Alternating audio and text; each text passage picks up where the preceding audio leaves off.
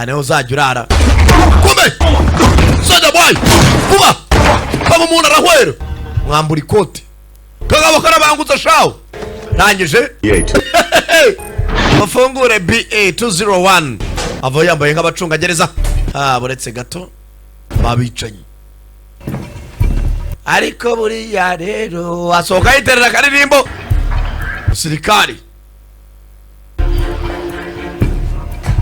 abaya yitaze nakubwo yikora ibyaza jugunya hetse na confidence aho mugenzi wari babicanye. These men are here to transfer you. Bano bagabo bana ko gwa transfer bakwimure. Who are they? Ni bande se? Wowe naba turuka inyuma. I asked you a question. Nababajije ni bande?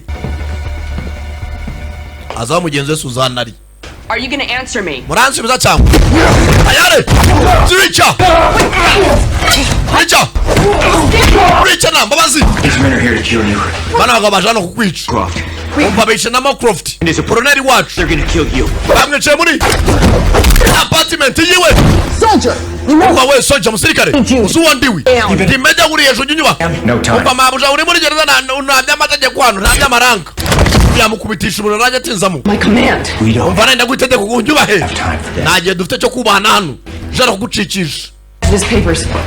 Reka tubambure badge zabo tubambure impapuro zabo amusohokana rwose nk'ahari imbohe. Orders for you to stay away. Umva nakubwiye ngo naguhe itegeko ngo ujye kure yanjye. Mpa itegeko ariko nawe yabuze gato bari bakwisha.